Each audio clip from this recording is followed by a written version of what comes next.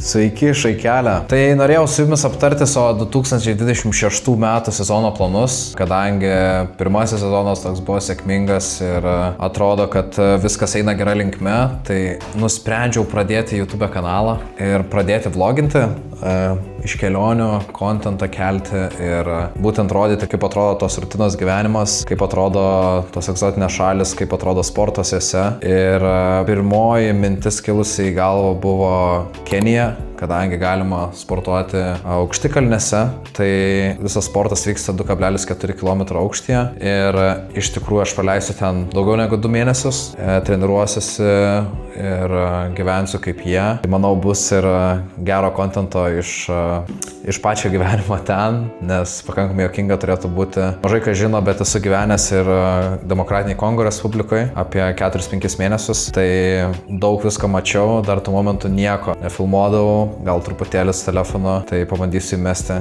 kažką, ką turiu iš praeities.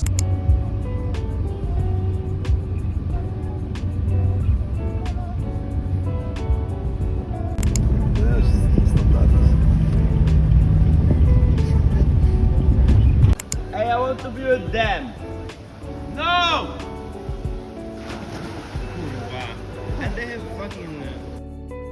Tai vainikuosim viską su Kilimanjaro maratonu Tanzanijai, kuris vyks kovo 22 dieną. Maratonas tikrai nėra pats lengviausias.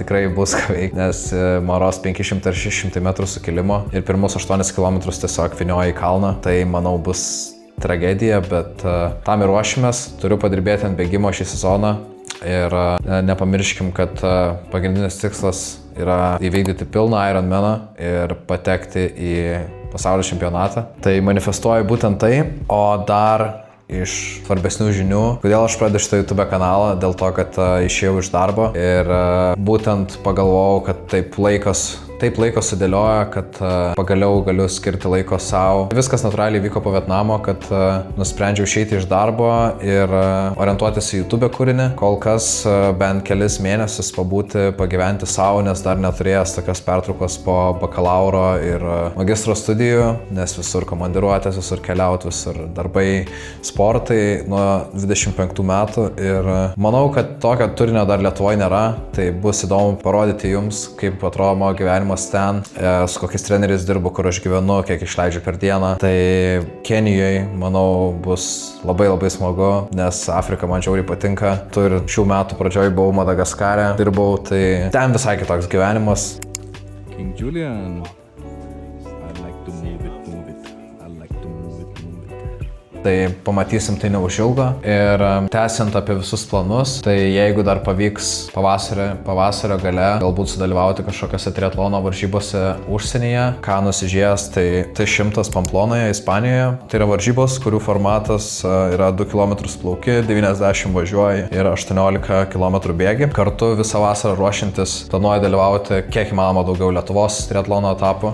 Vis tiek smagu pasivaržyti su chebryte vietinė, kas tikrai daug sportuoja ir...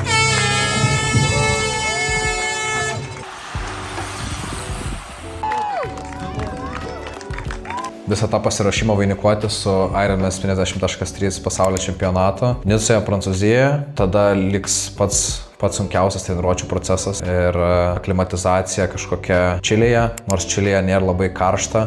Varžybų dieną Maros prognozuoja apie 14 laipsnių, vanduo gali būti 12. Tai bus dar vienas iššūkis, kadangi Čilė, manau, aukštai visai virš jūros lygio, tai turėtų būti kažkiek sunku ir dėl aukščio, bet plaukimas upėje, tai su to problemų tikrai nebus. Dviratis pakankamai flat, per 180 km Maros yra apie 800 metrų sukilimo, tai yra tikrai nedaug kaip pilno Ironman distancijai ir bėgimas yra visiškai flat, tai kadangi orai tokie pakankamai vėsus, tai manau ir rezultatai turėtų būti geresni. Tai bus įdomu pasitikrinti, iš tikrųjų šitas sezonas iš vis nesuprantu, kas vyksta, biški liga prigavo po Vietnamo, tai dabar jau atsigaudinėju ir norėjau pasidalinti su jumis visom šitom žiniom, nes kontento bus labai įdomu ir stengsiuos pateikti viską juokingai ir kaip atrodo viskas mano akimis. Tai susitinkam Afrikoje tada. Sayonara, chebryte. Visai užmiršau, kad YouTube dabar darau, tai šaikite, like, subscribe. Viską žinot. Tai davai padarom ir sujudam, padarom turinio.